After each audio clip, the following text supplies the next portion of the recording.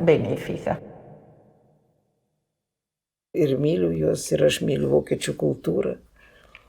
Ir man yra tikrai viskas ir aš jokių būdų man netapatino kultūros su nacizmu. Tai buvo antikultūra, tai buvo baisu. Palinkėčiau, kad klestėtų kultūra, kad ji taptų didesnė vertybė.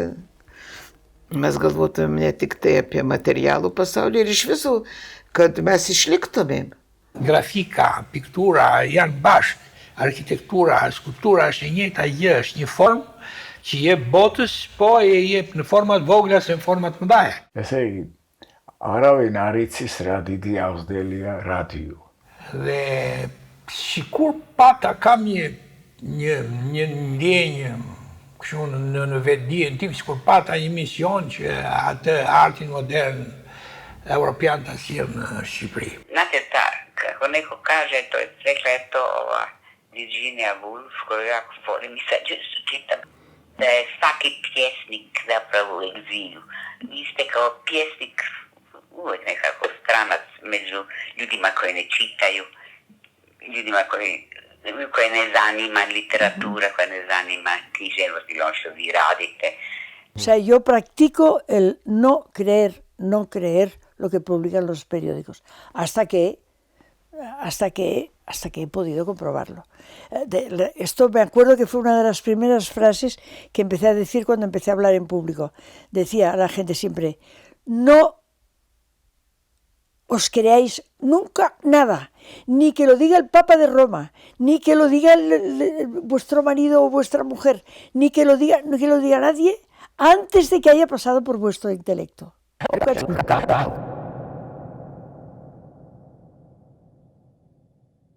Viele Phänomene von der Spaßgesellschaft deuten ja darauf hin, dass wir in einer Periode von moralischer Dekadenz sind. Takže my jsme vlastně tuhle generaci před námi, nebo budu mluvit sama za sebe, neměli příliš rádi. Protože nám ukazovala, nám říkala, co máme dělat. A my jsme přece jako každá nová generace chce vytvářet něco sama. A to jsme my chtěli taky. A to jsme nemohli. Znači, mora više revolucionarnosti biti među mladima, da se sprečavaju oni koji politikom dominiraju. При отсутствии языка совсем спокойно.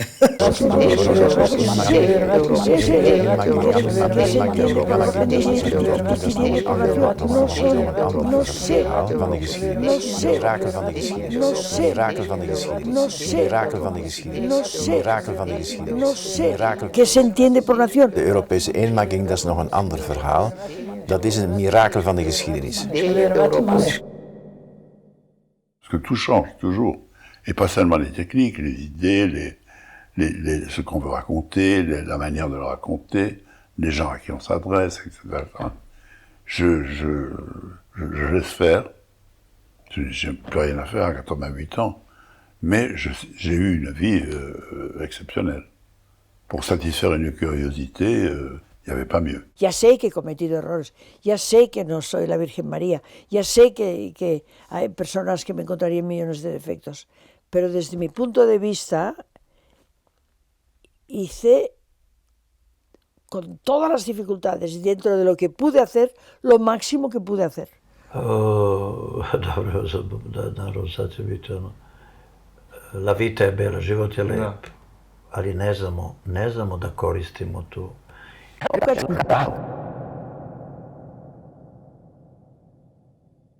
Contro le cose. Non per le cose.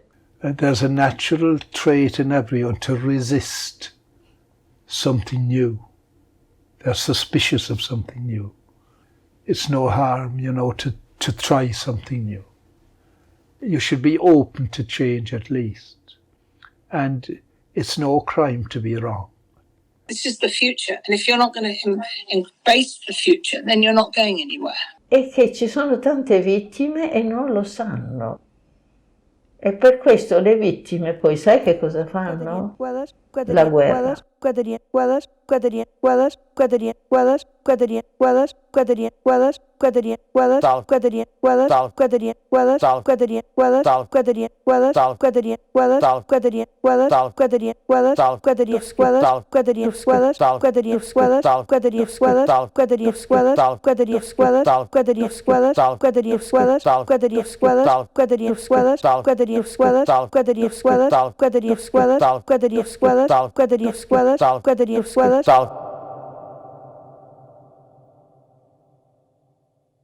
Nunca doy consejos, nunca, jamás, jamás. Lo único aprovechable de mi persona y de mi biografía es lo que ellos pueden ver, nada más. Also ich würde sagen, schafft euch einen Überblick über die Welt, damit ihr Bescheid wisst, was da passiert, und seht zu, dass ihr mit einigem Humor ausgestattet seid. Labai tikiu jaunąją kartą. ¿Que esto quiere decir que tenemos que dejar que las cosas sigan por su camino y nosotros no hacer nada? No, porque sí podemos influir, lo que no podemos arreglar. Por ejemplo, cuando veo ahora todo lo que está pasando con el mundo no tiene solución.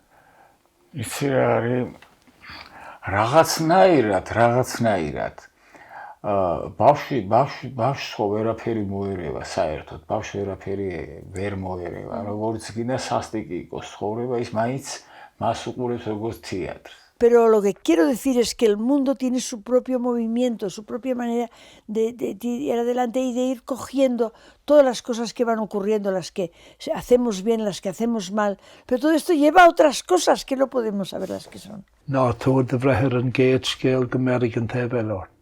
Don't give judgment until you hear the two sides of a story. Znači nema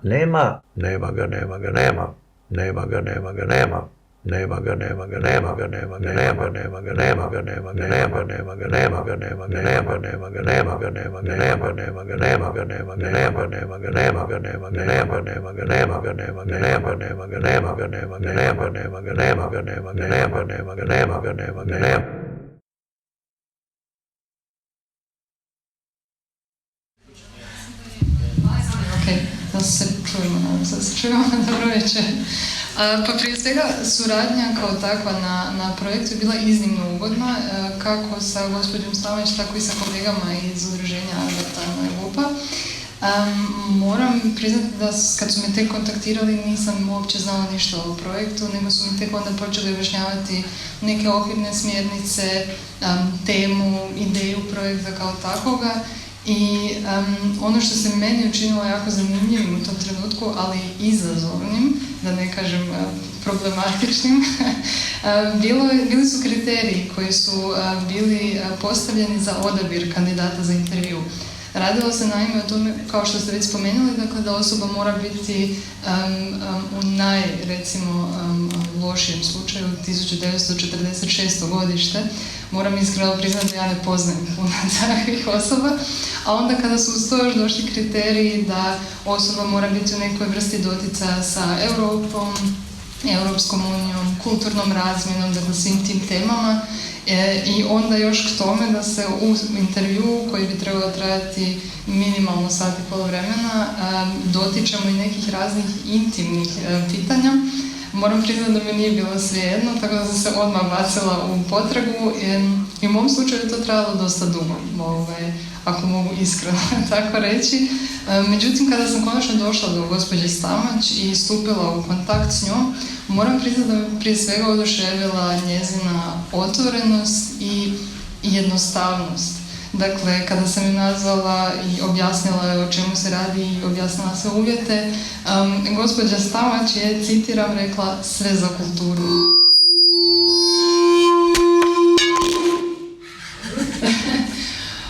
Dakle, bilo se dramatično.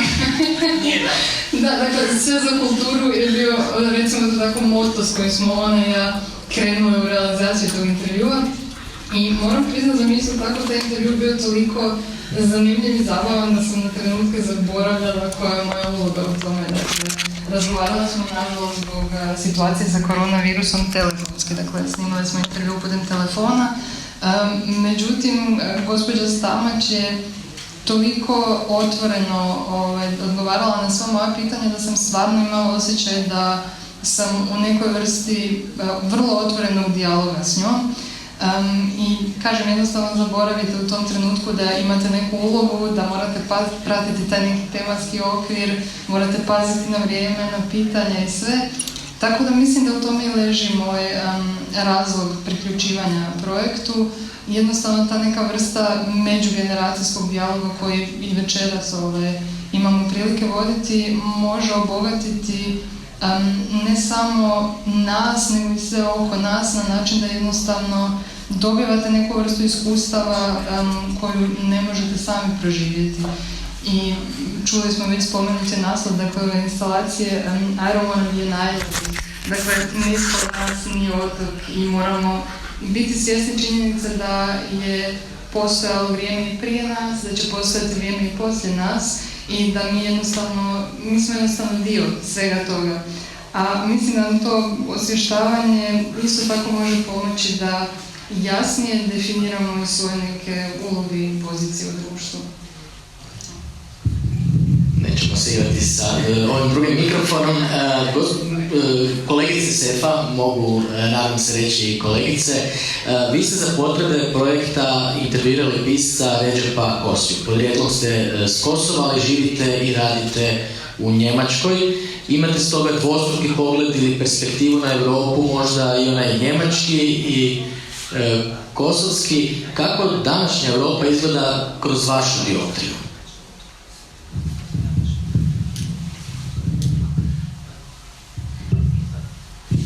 Ja, vielen Dank, guten Abend.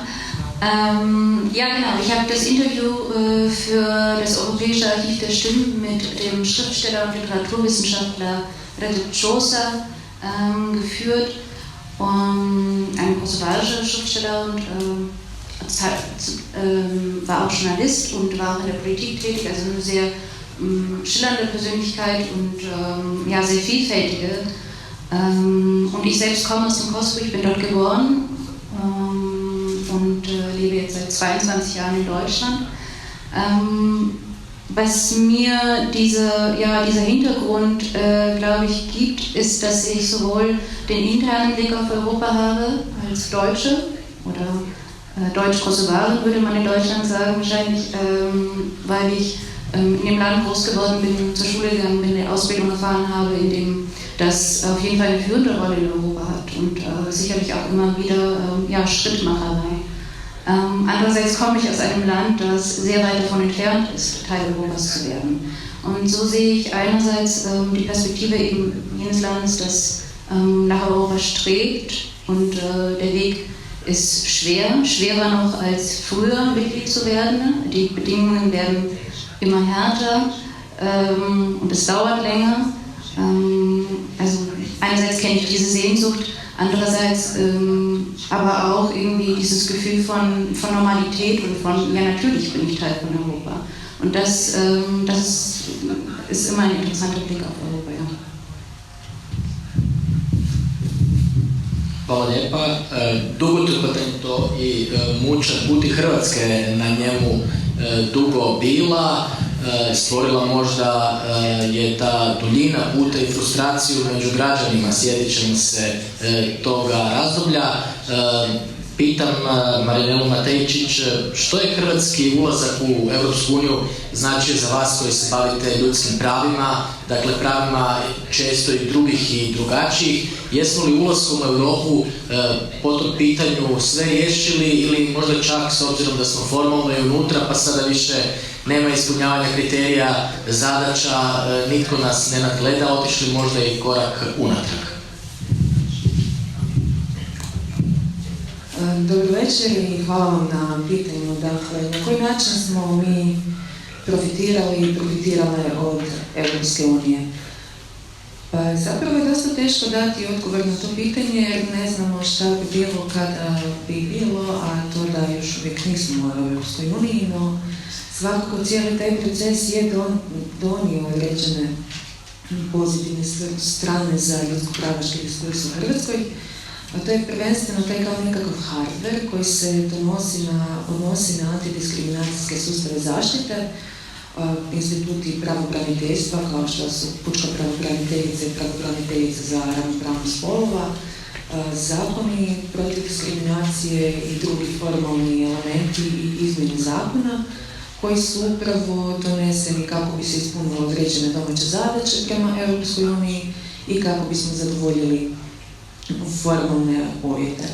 No ono što nama nije se dogodilo, nije se dogodila nikakva izmjena u svijesti da bi mi zapravo i živjeli te europske vrijednosti kao što su jednakost, sloboda, održivost, solidarnost i tako dalje. I nekako mi se čini da ono na čemu sada moramo raditi je da svi zajedno kao građani i građanke Hrvatske i Europe zajedničkim snagama radimo na implementiranju tih istih vrijednosti u naš svakodnevni život i u svakodnevno djelovanje kako bi ti zakoni koji egzistiraju kako u Hrvatskoj, tako i u ostatku Europe zapravo budu implementirani, ali i da društvo promijeni tu neku svoju paradigmu kao takvu, jer naravno svaka zemlja Europske unije nosi svoje kulturološke kodove i sad treba naći način na koji ih pomiriti, a rekla bi da su ove europske vrijednosti, makar na toj deklarativnoj razini, taj nekakav početak. A to je taj neki i generacijski možda izazovi u svim tranzicijskim društvima, možda će morati proći dugo vremena, čak i jedna ili dvije generacije da se te vrijednosti implementiraju. Najbolji su zakoni, ali dakle živjeti u skladu sa tim zakonima. Europu, Ujedinjenu Europu danas opterećuju mnogi procesi, oni su izazovni i politički i ekonomski. Europa se mijenja od one ideje ujedinjenja kada je sve krenulo i Europa zapravo ponovno aktualizira, složit ćemo se možda, koncept Europe nacija koji može biti u suprotnosti s Europom jedinstvenom i Europom koja je jedna velika nedjeljiva europska obitelja. Nešto možda o tome možemo reći kolega dr. Kovina.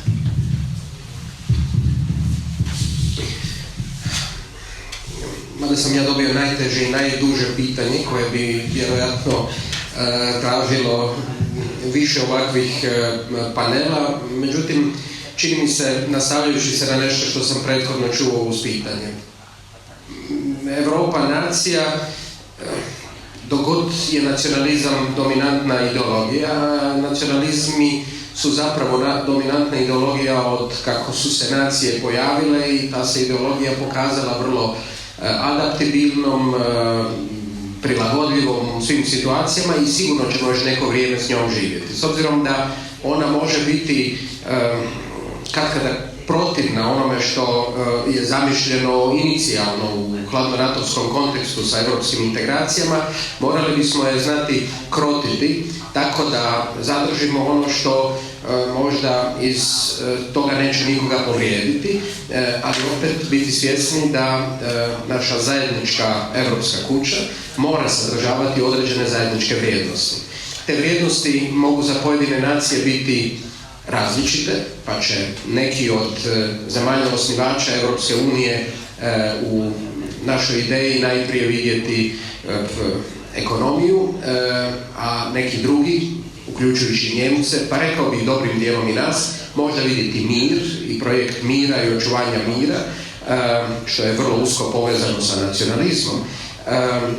Mislim da bismo na tome, da to treba osvijestiti i ovim ekonomskim problemima koje živimo i tako dalje. Za Hrvatsku je ono vrijeme kada smo aspirirali postati članica i kada se dogodio veliki krug proširenja, bilo vjerojatno s jedne strane potpuno nepodnošljivo, ali s druge strane to je stvorilo nešto što hrvatskom političkom životu najviše nedostaje od trenutka ulaska, a to su nekakvi minimalni konsenzusi. Dakle, konsenzus da nam je to cilj na čitavom političkom, manje više čitavom političkom spektru. I s druge strane, i to je usmjereno prije svega za one zemlje koje nisu još uvijek članice, meni je dugo vremena bilo također teško zamisliti da netko kaže Europa i druge zemlje. Misleći primjerice na zemlje koje jesu evropske, samo nisu članice Evropske unije. Ne, mi smo svi Evropljani i mislim da projekt neće biti zatvoren dok god zemlje koje nisu trenutno unutra ne postanu dio zajedničke evropske obitelji koja će dijeliti neke zajedničke vrijednosti. I na tim vrijednostima se zapravo najviše možemo pronaći. Možemo se pronaći na prošlosti, međutim prošlost, kao što znate, ne mora uvijek biti najpogodnije sredstvo ovoga okupljanja. Mislim da to nije samo razmišljanje nekoga moje generacije ili mlađe generacije, nego i mnogih drugih koji su, a ti su moji česti sugovornici, puno stariji od nekog koji je rođen prije 45. godine i tako dalje, što je kao profesionalnom povjesničaru, mislim, nekakva normalna sredina i ljudi s kojima ja komuniciram. Za sada toliko. Vratit ćemo se i tom konceptu i Europe nacije, ili Europe granice, ili Europe bez granica. Aida, što je za vas europejstvo? Mnogi kažu kad govore o Europi to je nešto neopipljivo, apstraktno, a onda i svi pojmovi koji izviru iz Europe, pa i taj europski identitet. Kako ga vi doživljavate s obzirom i na mogućnost izražavanja na više jezika, recimo na njemačkom, jer ste ga studirali puno bolje, jesu li to onda, je li to jedan identitet, više identiteta, kako vi to živite? Hvala. Pa prije svega i konkretno abstraktno. Abstraktno na način da Europa za mene osobno podrazumijeva uvijek neki plan slobode, a isto tako naravno sloboda po meni ne postoji bez odgovornosti, osobito političke odgovornosti prema sebi, a u tom trenu onda u kontekstu Europske unije prema drugima. Referirala bi se tu isto tako na jedno pitanje, odnosno na intervju sa gospođom Stamać, u kojem je pitanje bilo kada se ona osjeća Europljanom, dakle vrlo slično ovome što ste postavili, i ona je rekla uvijek, bez razmišljanja, uvijek ta Europa me se tiče, to je sad bio citat njenog odgovora i mislim da je to ono što smo manje više svi trebali osvijestiti, dakle, osobito kad uzmemo u obzir da je tehnološkim napretkom mogućnost putovanja jednostavno postala dostupna gotovo svima, dakle u konkretnom smislu Europa znači mogućnost da danas sutra sjednete u avion, vlak ili bilo koje drugo prijevozno sredstvo i dođete vrlo brzo ne samo u druge dijelove Europe, nego čak i u druge dijelove svijeta, a isto tako i u virtualnom prostoru, naravno imate mogućnost saznati što se događa u svim krajevima svijeta putem 2-3 klika. Tako da manje više u tom kontekstu isto tako Europa uvijek podrazumijeva i političku i društvenu povezanost, jer putovati naravno ne mogu samo ljudi, nego ideje, rješenja, inovacije i slično. S time da ne bi sad htjela biti pretjerani optimist, naravno da je to putovanje omogućuje i putovanje raznih problema. Dakle, nažalost, ne tiču nas se samo lijepe stvari u Europi, nego se, po mojem mišljenju, nas naravno tiču i primjerice teroristički napadi u Parizu ili jačanje populističke desnice u Švedskoj. To je sve nešto što je po meni isto tako jednim dijelom i naravno naš neki problem. Međutim, tu bih isto tako ostala vječni optimist i napomenula da se takve vrste problema po meni isto tako zajednički puno jednostavnije rješavaju nego individualno, u smislu da su dvije glave, odnosno njih 27 u kontekstu Europske unije, uvijek puno pametnije od jedne, tako da to je ona mogućnost koja se dobiva po meni putem Europske unije. A što se tiče jezika, tu je isto bilo jedno zanimljivo pitanje u intervju sa gospođom Stamać. Pitanje je bilo u kojem jeziku se osjećate kao doma. I unatoč činjenici da je recimo gospođa Stamać doslovce od djetinjstva imala neprestani kontakt s njemačkim jezikom, dakle u obitelji, za vrijeme studija i tako dalje, njezin odgovor isti tren bio hrvatski. Dakle, hrvatski jezik je moj materinji jezik i to je moj dom. Tako da bi se s njom složila u tom kontekstu da je materinji jezik uvijek neka vrsta doma, međutim ono što znanje stranih jezika omogućuje je neka vrsta gostinskog posjeta u druge neke prostore u kojima možda se ne osjećate kao doma, naravno iz osobnog iskustva mogu reći da uvijek postoje tu neke možda jezične nespretnosti, nesigurnosti, neovisno o trajanju procesa učenja.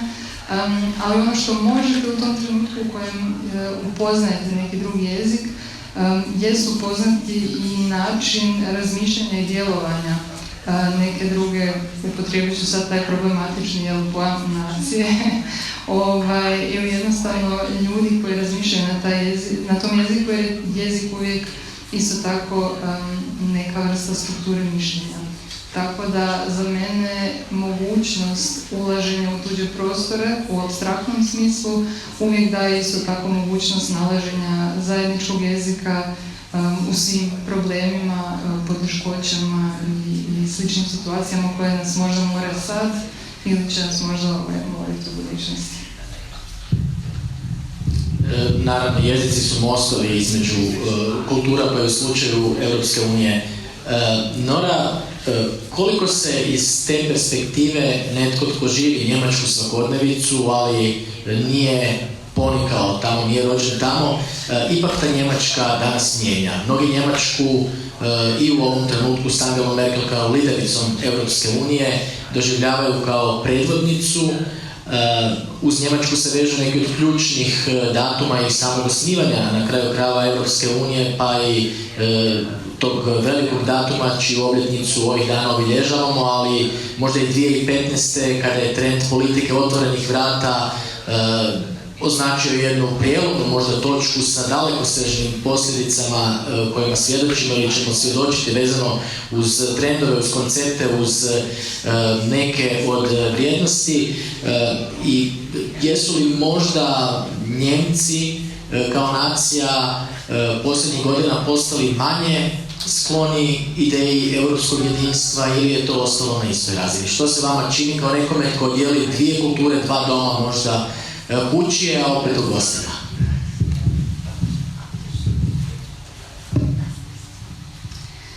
Ja, als jemand, der als Gast kam und dann blieb, das sollte ich auch nicht. Als jemand, der als Gast kam 1998, damals übrigens auch als Flüchtling, weil wir jetzt auf die Flüchtlingskrise kommen, und dann geblieben ist, was mich also an den Deutschen am meisten wundert, ist die Art und Weise, wie sie ihre Vergangenheit verarbeiten. Und ja, der Zuspruch zu Europa ist gewissermaßen auch eine Schuld Deutschlands an Europa.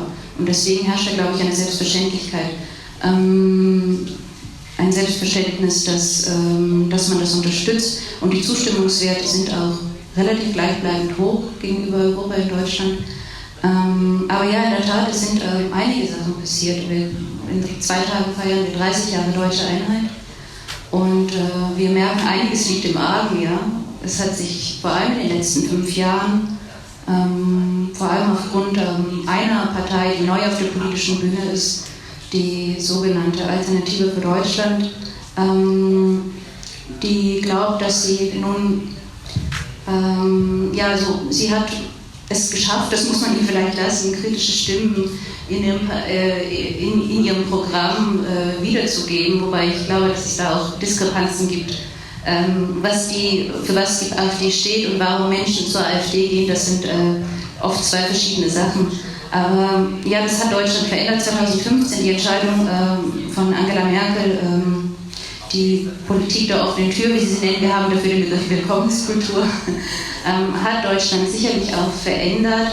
Aber ich glaube nicht, dass das der Grund war unbedingt dafür, dass wir jetzt in so einer gesellschaftlichen Krise sind und warum viele Menschen zu diesen rechtspopulistischen Parteien rennen. Sondern der Weg dafür war schon gelegt. Wir haben strukturelle Probleme gehabt. Diese 40 Jahre Trennung sind nicht spurlos an Deutschland vorbeigegangen, absolut nicht. Man kann jetzt, wenn ich nach Berlin fahre und durch den Osten von Frankfurt, sehe ich, es ist irgendwie ein anderes Deutschland.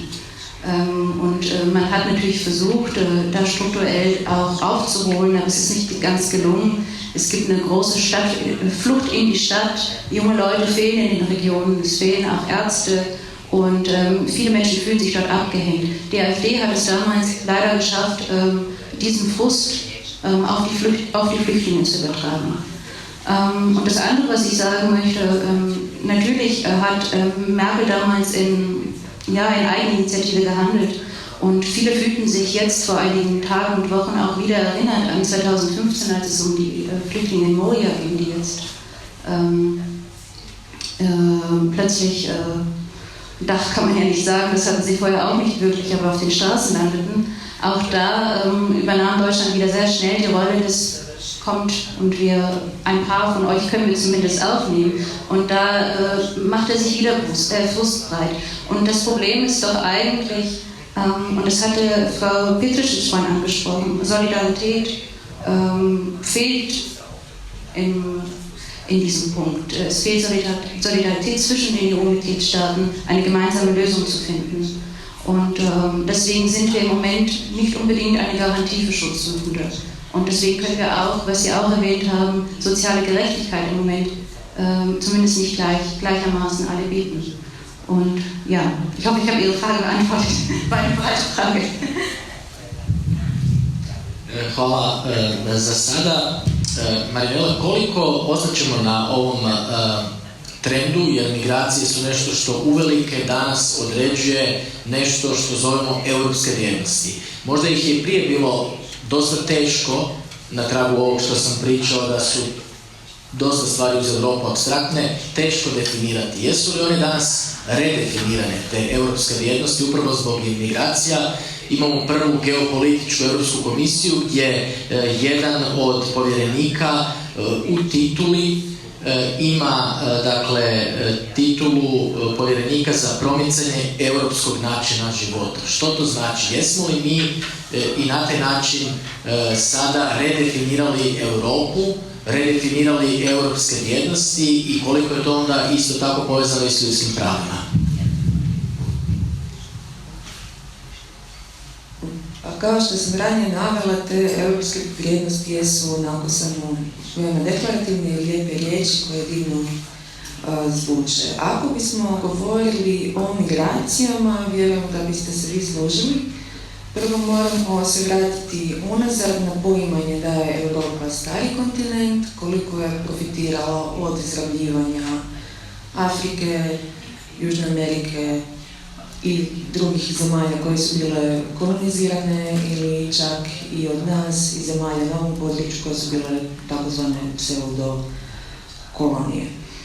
Ono čemu sada svjedočimo je birokratska rasprava o ljudskim sudbinama na koje Europska unija svojim politikama i sa svojim djelovanjem, ne nužno kao Europska komisija ili Europski parlament, već članice Europske unije, o ljudskim sudbinama na koje određeni elementi djeluju putem, stavljanja oružja na Bliski istok, i onda u isto vrijeme zatvara granice i popušta Turskoj kako bi zadržala te iste migrante na granicama, kako onda ljudi ne bi dolazili ovdje.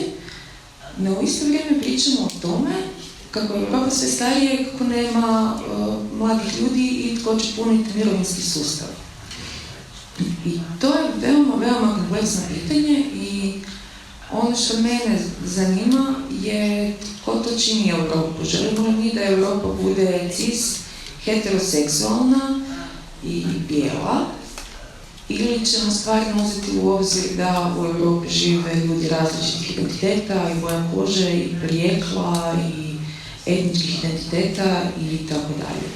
Što se tiče ljudskih prava i vrijednosti, mislim da je to, a zapravo usko vezano s prvo pitanje, je u sadašnjem trenutku u Hrvatskoj neminovno vezano uz samo financiranje ljudskog pravaškog sektora, koji je izgubio dio donatora zbog toga što smo mi ušli u Europsku uniju, što automatski implicira da je u Hrvatskoj sve idealno, a daleko je od idealnog, iako ne kažem da je u drugim zemljama dobro, ali to smo gdje jesmo.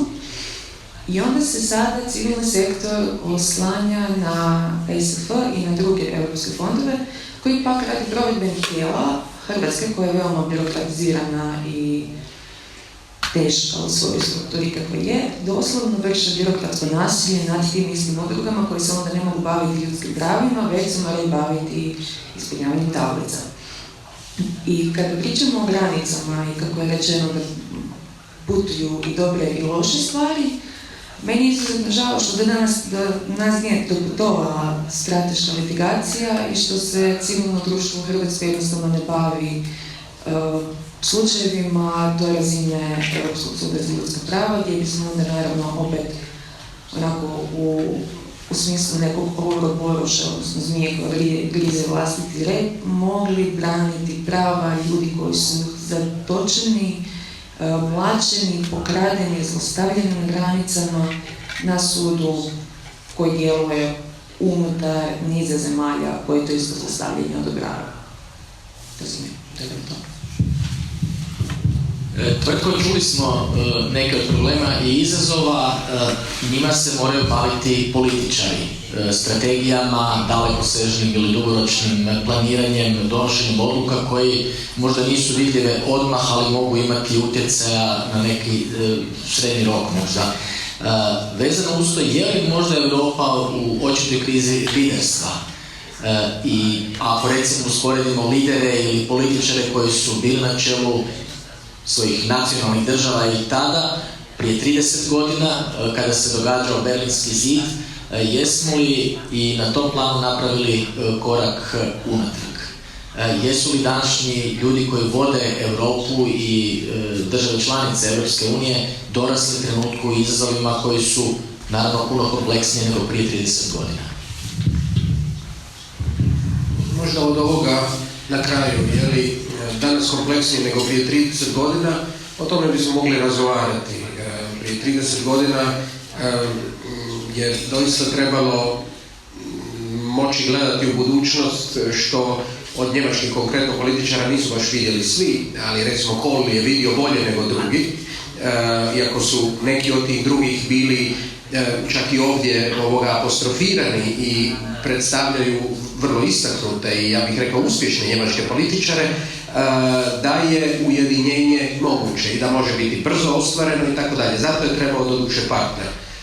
Taj partner je bio Mihail Gorbačov i bez toga vjerojatno ne bi tako brzo došlo do ujedinjenja. Međutim, tako da li je to prije 30 godina bilo lakše nego što je danas, o tome zaista vrijedi razmisliti. I vojska je postojala neka koja je bila nedirnuta i možda je mogla intervenirati. Međutim, o krizi liderstva, o tome što čini dobroga lidera se doista već posljednjih sigurno 10-15 godina govori u zainteresiranim krugovima vrlo često i možda čak i činjenica da zemlje koje nemaju problema sa pulom, kao što recimo ima Hrvatska, koje ne poznaju sve svoje potencijalne buduće lidere, kao što je to u mnogim malim zemljama, zapravo imaju poteškoću pronaći budućega lidera. Međutim, je li primjerice Churchill, koji je bio jako slavljen ili koji je recimo sada apostrofiran u američkoj predizbornoj kampanji ili tim godinama spominjan kao poseban lider, bio takav viđen prije nego je došlo do ekstremne krize i rata, ili bio kritiziran, što je bio slučaj, tako da mislim da možda je teško mjeriti i povjesničar bi imao zaista teškoću na koji način što uzeti, gdje postaviti tko je dobar lider i kako se on ponaša. Međutim, da Europska unija vrlo teško postavlja neke svoje osnovne principe, da mi se ne možemo složiti oko osnovnih stvari, da mi doista imamo problem ne na granici Turske i Grčke, nego imamo problem na granici Hrvatske i Bosne i Hercegovine, iako smo svjesni da niti jedan od onih koji su na granici Bosne i Hrvatske neće ostati u Hrvatskoj. Dakle, ono što se događa na našoj granici vjerojatno je pitanje Europe cijele. U isto vrijeme postoje zemlje koje su već davno prepoznale da ne samo da mi starimo i ne samo da se svijet promijenio, nego su svjesne da te ljude koji će doći, koji će nam trebati, koje mi želimo zapravo da na neki način dođu, treba naprosto učiniti Europljanima. Mi se trebamo pripremiti da će sutra dan biti ljudi iz različitih zemalja koji će raditi poslove uz nas, s nama, kao što se to događa u Njemačkoj ili Francuskoj, a događat će se u malim zemljama i kao što se događa u nekim drugim zemljama.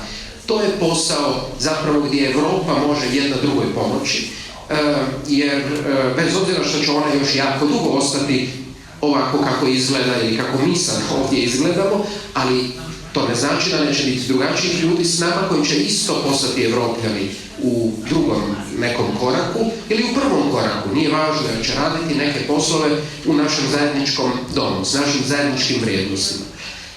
Ja ću završiti samo s jednom trenutkom kad sam ja sebe najviše osjetio Evroplje. Možda kad sam došao studirati u Belgiju ili kad sam počeo raditi u Italiji. I to sve na engleskom jeziku. Međutim, jednom sam došao u Indoneziju gdje je vodič pretpostavio, s obzirom da dolazim iz Hrvatske, da mi treba vođenje na njemačkom jeziku. Jer smo blizu, jer smo puno bliže nego Engleska i njemu je bilo potpuno logično da bi vođenje bilo na njemačkom. Tad mi se učinilo zapravo koji je bio moj drugi strani jezik, ali predavno tad mi se to učinilo da smo mi zapravo, da je to nekakva kuća i da bismo se trebali na taj način više prepoznavati kroz vrijednosti koje bi bilo dobro da postanu naše zajedničke vrijednosti.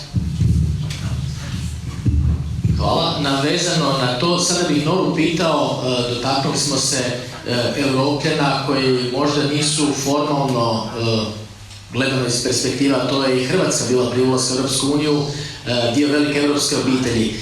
Ima li konkretno na Kosovu, a znamo da je to slučaj sa drugim zemljama popularno nazvanog Zapadnog Balkana u toj terminologiji Europske unije, ima li tog osjećaja građana drugog reda?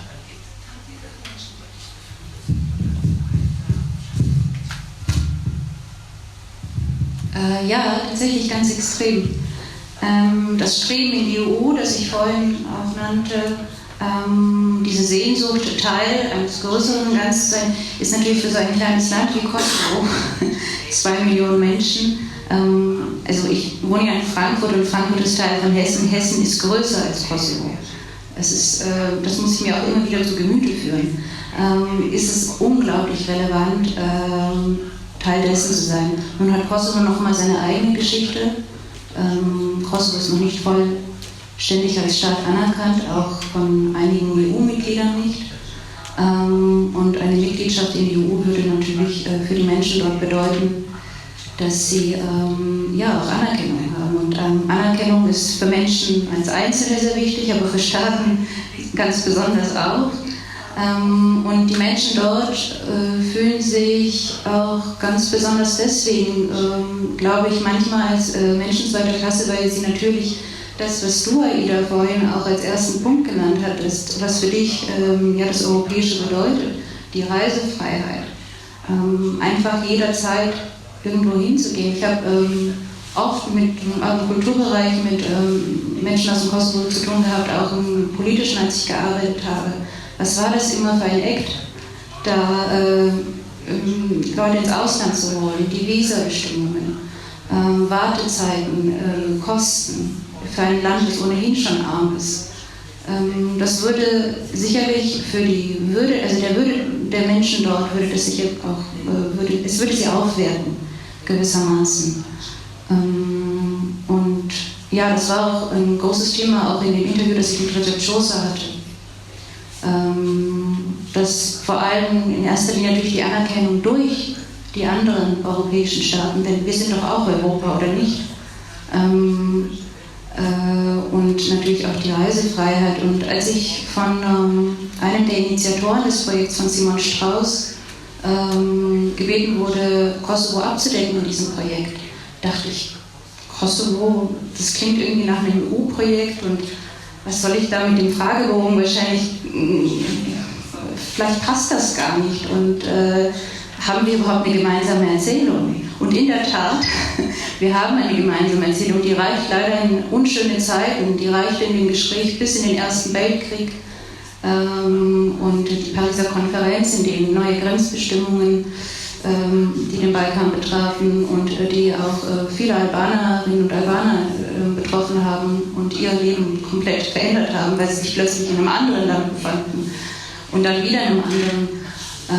Und dann dachte ich, doch, es gibt Gemeinsamkeiten historisch, aber es gibt auch ein unglaubliches Streben danach und eine Sehnsucht danach, Teil dieser Idee von Europa zu sein und sich selbst auch als Europäer bezeichnen zu können.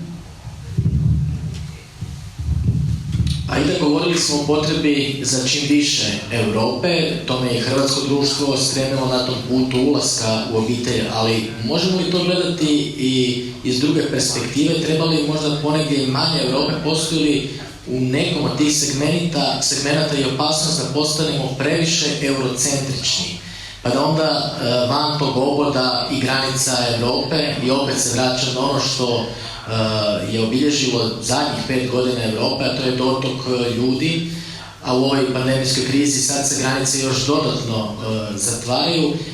Postoji li onda opasnost od viška Europe i postojanja Europljana previše eurocentričnima, dakle da ne doživljavaju ništa van tog oboda? To mislim da se u tom kontekstu dotičemo definitivno pitanja identiteta koje je već bilo spomenuto. Rekla bih sad vrlo paušalno, dakle previše bilo čega nije dobro u svakom slučaju, a apropo granice i tu isto tako imamo problem jer u trenutku primjerice ove korona krize prvo što se zatvorilo bile su granice. Dakle, postavlja se pitanje koliko je Europa zaista slobodan prostor za kretanje i za koga je to slobodan prostor za kretanje. Dakle, to i Marina se već dotaknula te teme.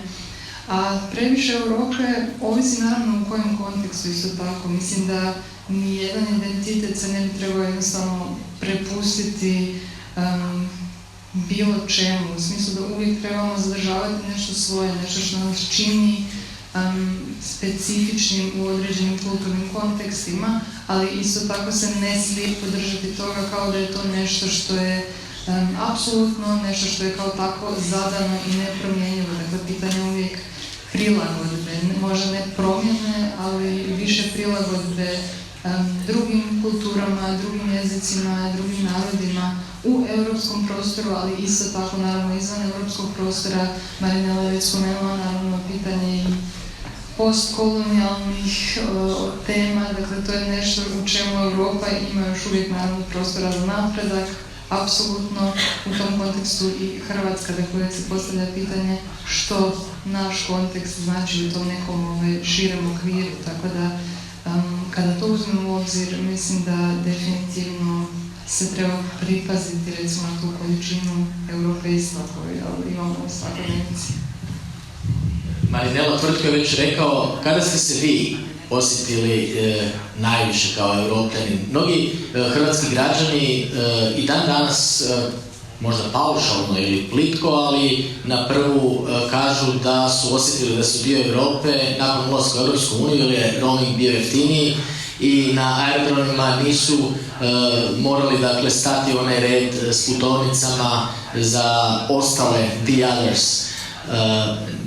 Možda iz komunikacije sa prijateljima ili kolegama, kakav je taj feedback osobno, dakle, kad ste se najviše osjetili Europljankom i okruženje oko vas, kada su se hrvatski građani ili kada se u kojoj punini ili praznini osjećaju Europljani manje ili više?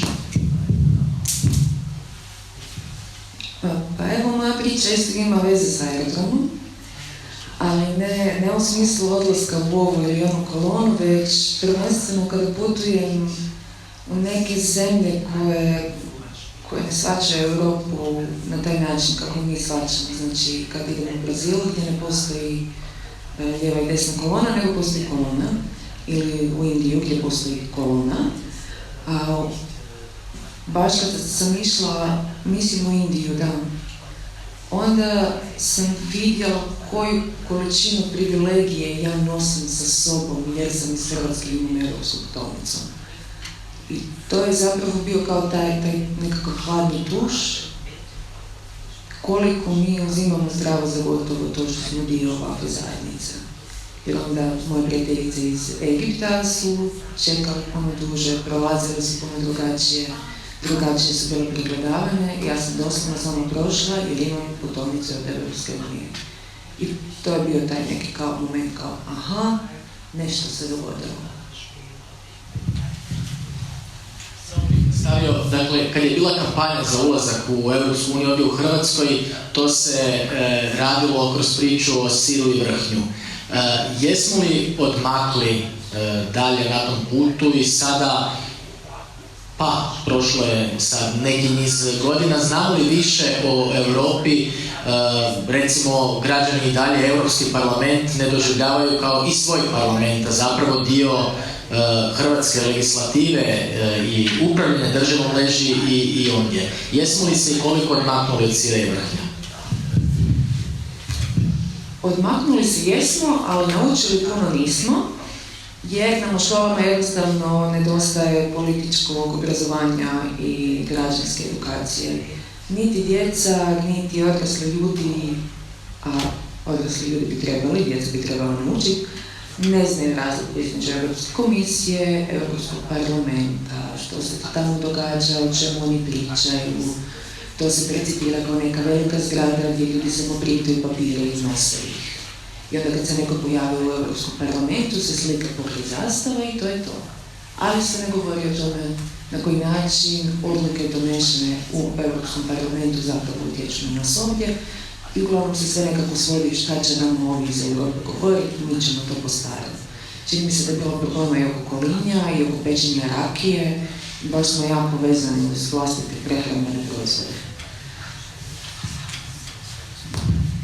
Tvrtko, ona priča o Europi bez granica i Europi koja, ok, sad i uz pandemiju se sve više zatvara, ali idemo li reverzibilno od Europe bez granica prema Europi s granicama i je li to baš nužno i samo isključivo vezano i uz ovaj imigrantski val, koliko tu populizam kao takav, socijalna nejednakost i možda na kraju i obrazovanje kao temelj svega, pa i u Hrvatskoj ovdje, jer neuki ljudi su dakle upravljivi i na gumbu od strane političara mogu biti manipulirani. Koliko dakle ta jedna cijela mješavina svega pridonosi Europi granice?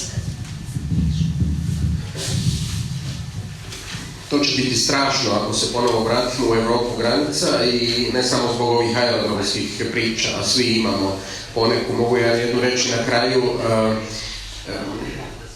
Naravno da su populizmi, i ne samo populizmi, nego možda i nesposobnost Europske komisije da oni u svojim članicama koje su gotovo po svim točkama protiv europskih vrijednosti može reći ovo ne bi trebao biti europski put, jer nas sa svim jezicima, sa svim različitim iskustvima, sa različitim veličinama, jer zemlje poput Kosova, koje je možda među najmanjima, ali mnoge zemlje su vrlo malene zemlje u Europi i to je naprosto, to se neće promijeniti. Dakle, naravno da imamo različite percepcije i različite iskustva i različite kolonijalna, odnosno nekolonijalna iskustva ili možda činjenicu da čak i ako nismo bili takvi, ali da smo imali podređeni ili bili vrlo siromašni i slično, da bi to trebalo da takva Europa mora pronaći nešto drugo što će ju povezati. Nedavno sam čuo jedan primjer o turistu koji je ovdje, ili možda ne sada više turistu, Fincu koji ima kuću, koji je bio silno zainteresiran da se nešto u dalmatinskom mjestu očisti, da se makne smetlište nekako i tako dalje. I na pitanje zašto to radite, on je rekao pa ja sam Evropljanin, meni je stalo da svaki dio Europske unije izgleda uređeno, izgleda dobro. To bi bio nekakav ideal koji se može ovako stereotipno pripisati nekome tko dolazi iz Skandinavije i gdje uvijek postoji ta jedna doza altruizma koji možda nije ovdje viđen. Postoji možda više na zapadu nego što postoji na istoku i ta razlika između istoka i zapada je nažalost, ja ne bih rekao da je ona nažalost isključivo hladnoratovska. Ona očito ima dublje korijene i to može biti jedan od problema pred kojim Europa jest. Ja se sjećam prilike kad sam na pariškom aerodromu bio u redu sa svojim hrvatskim ne-EU pasošem, kada je službenica počela vikati European passports, European passports. Ispred mene u redu bila moja kolegica sa Filozofskog fakulteta, koju svi ovdje znate, postala je poslije ministrica kulture, Andrea Zlatar, koja je učinila ono što sam ja pomislio, samo što ja nisam imao snage izdržati sramotu da me vrati iz toga reda, jer je ona rekla I have Croatian passport. I puštena je bilo. Ja naprosto nisam mogao se zamisliti da me vrati pred svima tamo, jer moj pasoš nije bio zapravo evropski i to je bilo ono kad sam rekao na početku nepodnošljiva pozicija. To jest nažalost nepodnošljiva pozicija, ali i zato je bilo toliko važno da se uđe u klub. Međutim, članstvo u klubu i članstvo u Europskoj uniji nije završetak. I mi smo to vrlo često doživjeli kao završetak. Dakle, to treba biti početak da bismo shvatili što sad s tim oruđima radimo. Kako ćemo mi odavde ovu Europu popravljati kao taj Finac koji želi da dalmatinsko mjesto bude bolje. I uopće da shvatimo da ćemo sutra dan jedino tako u tom svijetu moći opstati. Naravno da su nam perspektive drugačije i naravno da su nam možda i koristi od Europe drugačije. Za mnoge zapadnoevropske zemlje koje su bile od početka u tome klubu, Europa je bila silno korisna i jest još uvijek silno korisna, možda i više nego za neke druge zemlje koje su došle kasnije. Međutim, trebamo se svi u tome negdje prepoznati i zbog toga je ta solidarnost važna i slično i na tome bismo trebali raditi i u školama i drugdje. Strahovi, populizmi, strahovi i otvaranje ponovno graničnih rampi i slično je, ja bih rekao, besmisleno. Sjećam se jednoga slovenskog pisca Drage Bavčara koji je davno prije, još u Sloveniji kad je ulazila, rekao ja nisam pesimist za opstanak malog jezika kao što je slovenski jezik. Danas, kada imamo Ministarstvo kulture, kada imamo vladu, kada imamo slovenske škole, to vrijedi sve za sve druge zemlje, to je puno povoljnija situacija nego u trenutku kada su svi u školama ili u nekom trenutku učili neke druge jezike i tako dalje. Od toga trebamo krenuti, da moramo imati ideju što činimo sa našim članstvom, kako mala zemlja može dati doprinos tome članstvu i kako nam svima može biti bolje. To bi, ja sam tu sada malo idealističan, naravno, ali male zemlje moraju imati dozu idealizma u svojoj politici, jer se ne mogu osloniti samo na silu. Mi smo shvatili da je ipak bitna boja putovnice i kvaliteta korica. Evo i prilike možda za nekog od ljudi koji je ovdje u publici, da možda postoji koje pitanja, ako je zainteresiran. Slobodno. Hvala. Pa htio bih postaviti pitanje o solidarnosti o kojoj je bilo dosta riječi.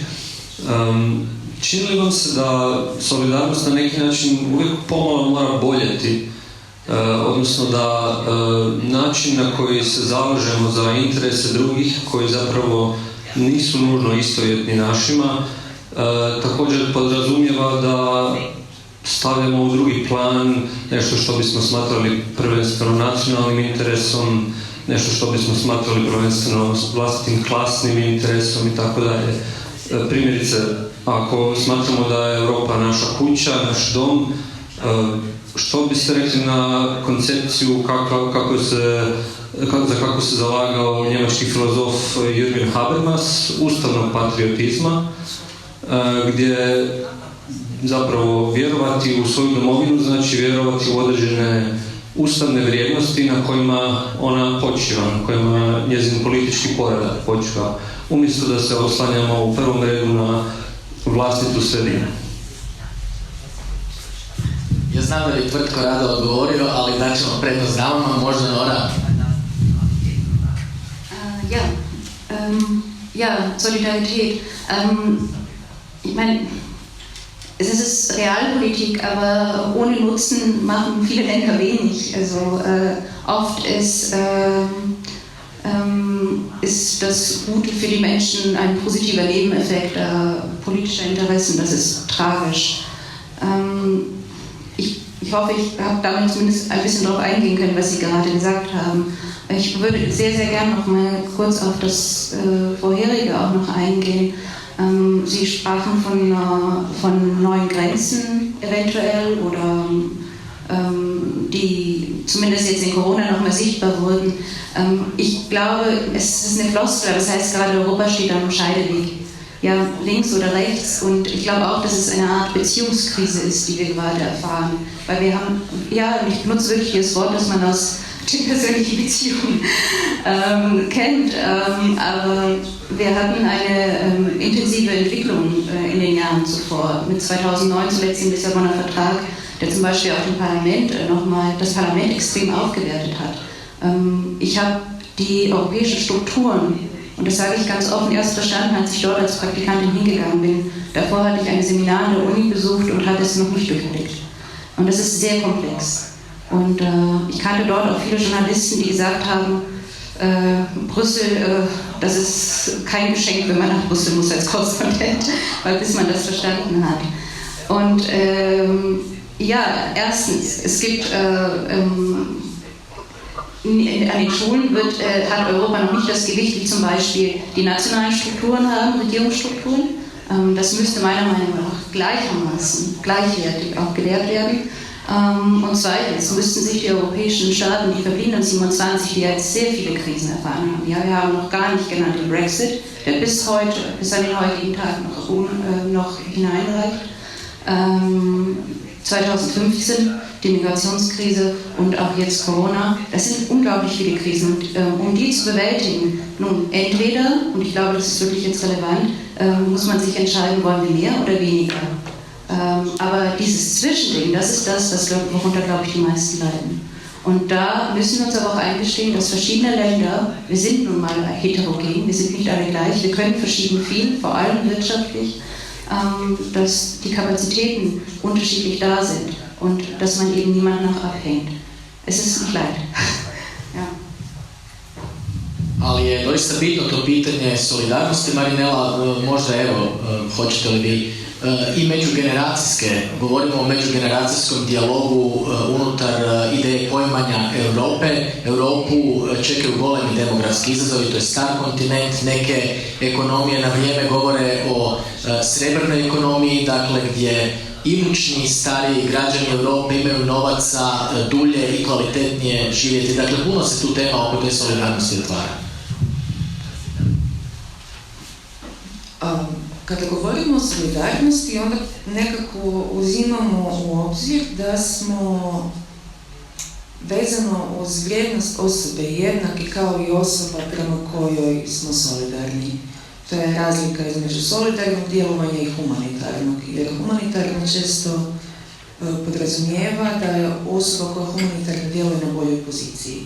Kada smo solidarni, onda smo svi na toj, recimo, ravnoj crti. Što se tiče međugeneracijske solidarnosti,